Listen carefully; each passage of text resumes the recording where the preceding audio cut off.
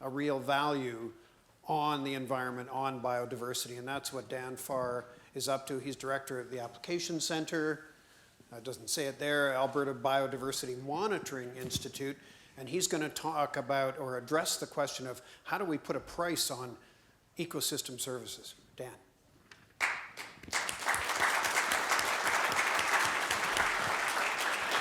Thank you.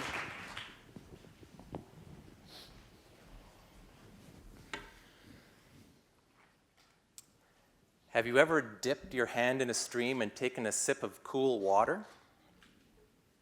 Have you ever collected wood for a campfire and maybe roasted a few marshmallows? Have you ever been inspired by the sight of a peregrine falcon flying overhead? These can be thought of as services that we get from nature.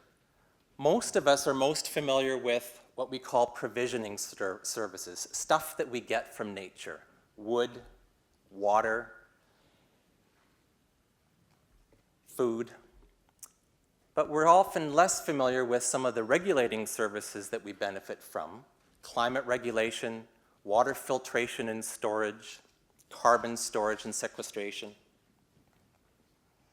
And we can't forget that we also benefit from what we think about as cultural services, that inspiration, but also education, recreation. All of these ecosystem services are supported by this amazing network that we have in the world of supporting services like primary production, nutrient cycling, decomposition. So these are all benefits that we get from nature. And wahoo, who doesn't love benefits? But what are they worth? Well, it's fairly easy to estimate the value of some of these provisioning services. Firewood will cost you $30 for a pickup truck load. But estimating the value of the water filtration provided by that stream isn't quite so easy. And estimating the value of the inspiration I get from watching the fastest animal in the world fly by seems a little bit silly. But surely, the water filtration and storage provided by Alberta's landscapes do have some value. And many of us feel that endangered species are worth spending some money on to recover their populations just because it's the right thing to do. But what is that value?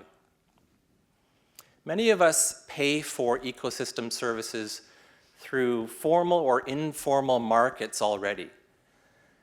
There have been a long list of government programs in which governments pay landowners in return for managing their lands in ways that support wildlife habitat and other ecosystem services. Organizations like the Alberta Conservation Association and the Nature Conservancy buy land from private landowners, or they just buy the development rights from private landowners in return for managing those lands in ways that support ecosystem services, again, often like wildlife habitat. Ducks Unlimited Canada collects money from urban developers that drain wetlands, and they use those funds to create or restore wetlands elsewhere. And if you go to IKEA, on wood products for furniture, you'll see an FSC stamp, Forest Stewardship Council, which demonstrates that the company that provided the wood to IKEA sourced their wood from forests that passed a series of criteria related to sustainable forest management. I've got the worst dry mouth in the world.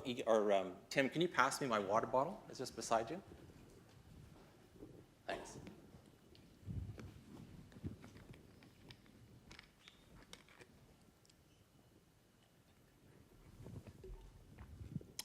Better.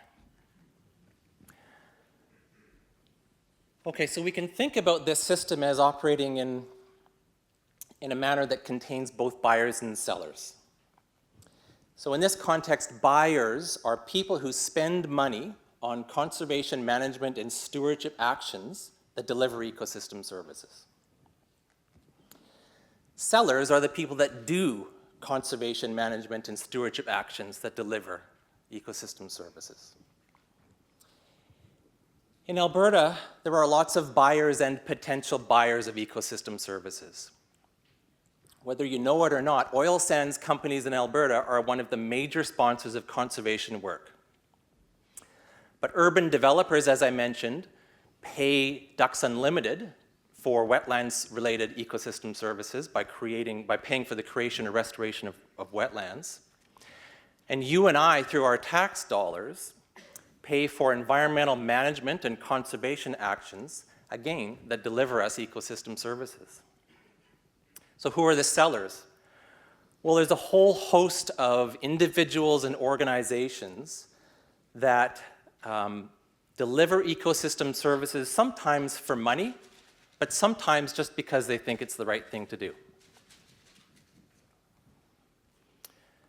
One of the missing links in this exchange between buyers and sellers, money in return for ecosystem services, is a lack of clarity over what's being bought and sold.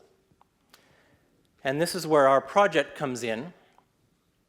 At the Alberta Biodiversity Monitoring Institute, we're serving as a coordinating hub, integrating the work of ecologists, land managers, economists, to create credible and reliable credible and transparent systems to assess the value of ecosystem services.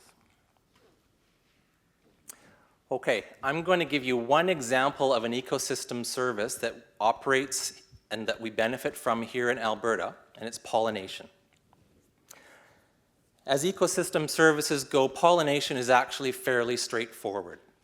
In the normal course of their business, bees and other native pollinators increase the yield of crop plants that they pollinate, thereby increasing the economic return to the farmer.